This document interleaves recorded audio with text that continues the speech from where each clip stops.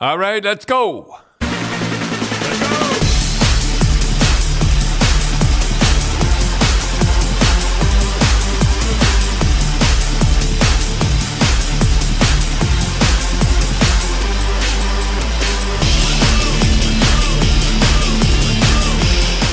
All right, Tim, what's the first question? Okay, so now we got our first question. I talked to Bob Battleship Kelly, who was your tough guy in Rochester. You better believe it. And he wanted me to ask you a question. If you remember on a flight to Halifax that you grabbed a player by the throat and started choking him.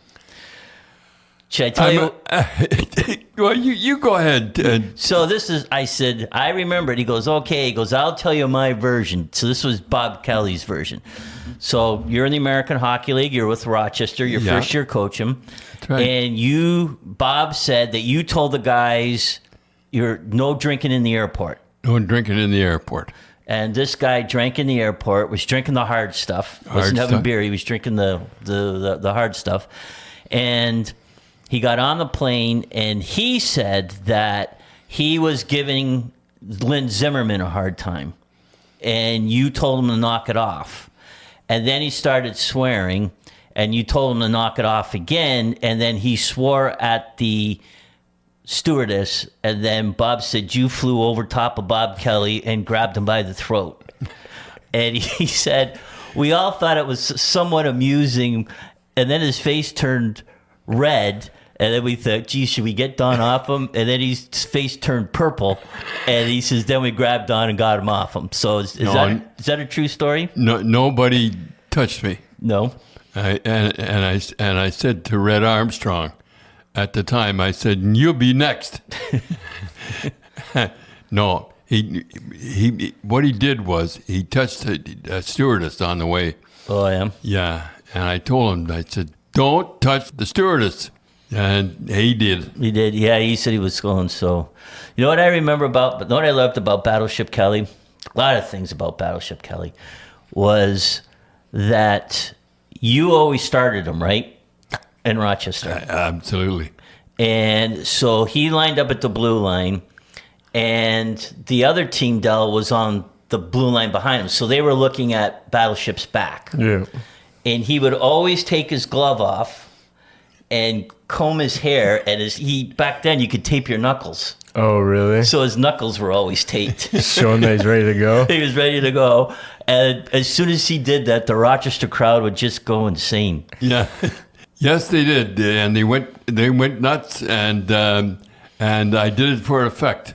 Then I remember that the first couple of games he didn't get into a fight. No. And then Jake Rathwell speared him.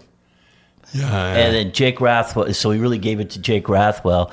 And this was back in the day when there was only one penalty box. Oh. So the Jake Rathwell and Battleship. And there was a policeman between them. The police. Well, remember, there was a guy.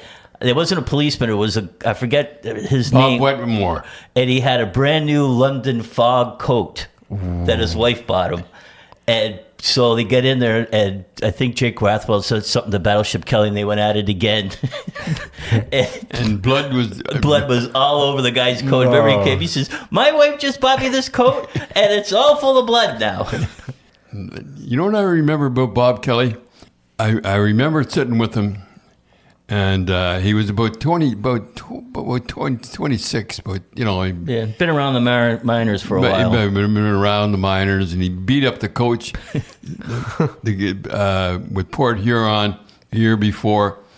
I said, if you listen to me, I said, you'll be in the National Hockey League. I'll never get in the National Hockey League. I said, you listen to me, you'll be in the National Hockey League next year. And he did listen to me, and I said, you'll get 30 goals. So it was the 30 goal scorer and the toughest guy in the league. And the toughest guy in the league. And he was the toughest guy. He had long arms, eh? Yeah, I remember I read somewhere that they asked Dave Schultz who was the toughest guys they fought. He said Terry, Battleship Kelly, and somebody else. No, is that what he fought? Yeah. They fought, I think I was reading that they fought twice in an exhibition game. And Battleship ended up on top. He usually ended up on top. Well, there was that famous fight with who was it? Was it Morris Titanic or you? And then it turned it into a. We'll tell that another story. But it turned it into a full-fledged riot. No, that was a riot, and that was John Wensink. Oh, that was Wensink. That was Wensink. Oh, okay. I said, John, would you like to go for a little skate? Well, who was Battleship Kelly fought? They said it was a Morrison. They said it was for Morrison. Kevin Morrison. It was for the toughest. Who was going to be the toughest guy in the American Hockey League? And back I remember then. his wife and Morrison's wife come down and was screaming at me to get to stop. That's what he wanted me to do. Yeah, but didn't you tell Battleship to go around with his arm? And then he went around. Oh, gee. And then the fans started throwing stuff on the ice, and it started throwing the armrest. Armrest, and we had to go in the referee's room. Yes. We couldn't make it to our room. We had to go in the referee's room. Yeah. And I took a big bite out of a sandwich and did it up nice. Yeah, you ate the last referee sandwich. Yeah. Well, those are the good old days. Oh, there was the good old days when we used to pack them in. Okay, Dal, what's the next question? All right, from Knight fans. Hey, Don, miss you on Hockey Night in Canada. I'm a big London Knights fan, and my favorite Knights player of all time was Corey Perry. My question to you is, do you think he should go into the Hockey Hall of Fame when he retires? Well, I wrote a few things down. Corey Perry won a Memorial Cup, a World Junior Gold Medal, 2 Olympic gold medals, a Stanley Cup, a Hart Trophy, Rocket Richard Trophy, played over 1,300 games, has over 430 goals, has over 920 points, over 1,400 minutes in penalties, which is pretty good. Yeah. Over 85 fights. Yeah, like you say, well, you think it's a shoe-in, but you Yeah. look at some of the guys. I hate to say it, Dad, with Corey Perry, he's not their type. No, he's not. He's a Dale Hunter. He's a Dale type. Hunter. Yeah, Dale Hunter type. yeah, he's a little bit of a pest. They don't have Dale in the Hall of Fame, They don't have him in the Hall of Fame, and he should be in the Hall of Fame. and Pat Verbeek. Pat Verbeek, the little ball of hate. Yeah, he should be in the Hall of Fame, and but you can't keep him out with. I mean, like, That's what a is good there, resume. right? What's there to win? Like, Yeah. what hasn't he won? Just about won everything. Yeah, that's just about it. Memorial Cup, Stanley Cup, World Juniors, Olympics, Hart Trophy, Rocket Richard Trophy. I mean, the only thing he didn't win was the Seriously. Norris and the Vezina. So, final thing, do you think they'll let him in or not? He should be in with all the Stanley Cup, Hart Trophy, the whole thing. He should be in. Big Head 87. Hey, Grapes, you have $100. Which Canadian team do you bet on to win the cup? Well, the Oilers are plus 6-5, Yeah. and the Leafs are plus 13. I would take the Leafs. Yeah, so that means for every buck you will Jets. bet, Yeah, 13. you get 13 back. Yeah, So you take the Leafs at 13-1? 13-1. What about you, No, Dale? you gotta take another team. You gotta. No, the number one team in the league in the league is the Jets, and they're 14-1. Yeah, that's crazy. They fell to third for Yeah. Canadians. So if I was betting, I think I'd take the Jets at 14-1. Yeah. Well, we don't know if Hellebuck's gonna. That's the thing. You could take the Leafs or the Jets because you It's think, all but goalies. it's always they always kind of flame out in the playoffs. Yeah. I'd take the Leafs. But who are you taking, Dell? I'll take the Oilers. 6.5 to. They're the 6.5. ones that made it the farthest Yeah. out of all of them. So Okay, Dad, the next question is from Ad Reed HM. Hello, Don, and happy birthday. Next week is the Four Nations Cup. What does a coach do to keep his team ready for when the NHL starts back up? Here's the thing, Dad. Like, we talked about this before. First of all, I don't think anybody really cares about the Four Nations Cup. players are dropping out like crazy too. Yeah, I mean, to me, with this whole thing is, what's the best thing that could happen to the NHL? The Americans win, but nobody Yeah. cares. No. Right? The worst thing that could happen is Finland and Sweden are in the finals, and and Yeah, Kachuk breaks a leg and McDavid blows out a knee. So I don't think it's worth the thing. I don't think it is. But if you're the Bruins, let's say you had the Bruins and you're on a 10-game, you're on a heater, and then you got 2 weeks off. Like, what do you do? What would you do to keep them ready? some of them will go on Myrtle Beach. Hard to stay game ready on the beach. Yeah. The excitement doesn't seem to be there. No. But because you look at the Jets, they've won, 9 in a row, right? Or 8 in a row.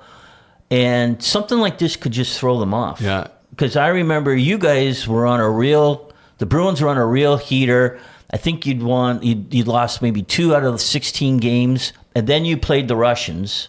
And we got criticized. Yeah, because you guys were kind of running. It wasn't pond hockey, and you went into a losing streak after that. Oh boy, we went into a losing streak after that. You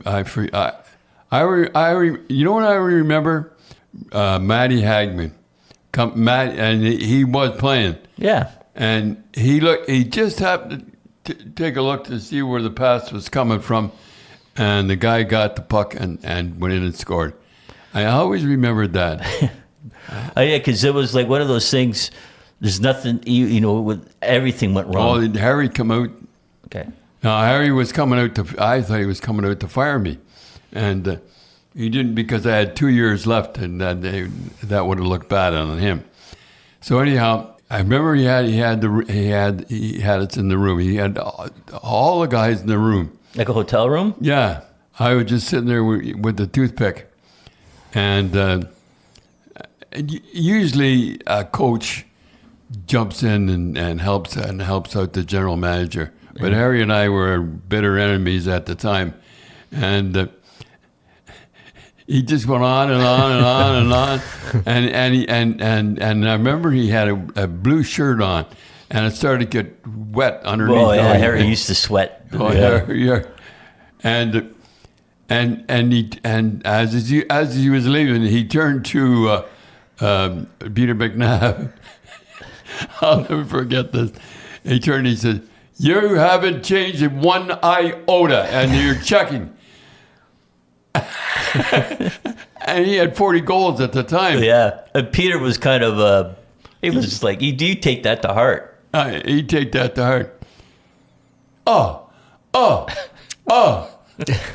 It kept saying, Why me? Why me? Why would he pick on me? So you know what the players nicknamed him after that? Iota. you haven't changed one iota, so they called him Iota for the rest of the year. Yeah. From BB Fangirl, happy birthday, coach. Why do you see players have a great year, then sign a big contract, and they play awful? Swayman and Pettersson come to mind. Well, I could think about four more guys. I don't know. It's like they have they want that one good year, and then they go in the tank. Well, you always said, Dad, that they're hungry for that contract. Yeah. And then they become fat, dumb, and lazy. With all the money. And with all that money, and they kept thinking about all that money. Never happened to me, though. Yeah, you only made $5,000. I was only making 40,000. 40,000. 40,000, 4,500. I was making 40 grand. When you played? Oh, when I played? Yeah. 4,500. Yeah. Followed me around everywhere I went. So you made 40 grand when you coached? I made 40 grand as a coach, and the other guys were getting about 80. And yeah, so Harry had you cheap. But it is strange how guys just fall right off. Yeah. I mean, that would be, I know here we are picking on Pettersson again in Vancouver, but if I was the guy that had to sign the check and pay him for it, I know everybody, it's $11 million cap hit because I got corrected, but he is making $14 million this year. It's just not on the cap hit. You just, that would burn me so bad. Yeah, it would. You know? If you were an owner and you had to sign the checks every 2 weeks. Yeah. It's like, what's Tocchet going to do? There's only so much Tocchet can do. Yeah. Tocchet seems to have aged. PenFan87 asks, hey Don, Cole Harbor boy here. Should Crosby look to get out of Pittsburgh? If so, where should he go? He should go to New York. New York Rangers. Wouldn't that be good? Oh, yeah. Oh, hey, they just love that. Yeah. There's something missing in the Rangers this year. Yeah, you know what? He might be a guy that comes in that's won the Stanley Cup, that knows how to win, and would maybe take over the dressing room a little bit. Yeah. And he'd be perfect. And you figure the cap's going up a lot next some year. room there. There's room. He's only making $8 million. Yep. You know, so Del, you said Toronto, right? Yeah, that just seems to be what always happens. Oh, yeah, you're a Toronto fan. I think he should go to New York. He would be a sensation in New York. I don't think he owes Pittsburgh anything.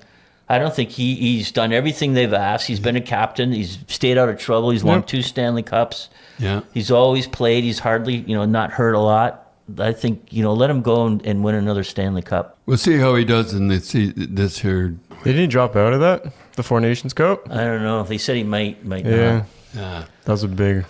Well, he hurt his wrist. I think he hurt his wrist or something. Yeah. So I don't know if he's going in that stupid tournament, but I'd like to see him with him and McKinnon. McKinnon and Crosby would be a sensation.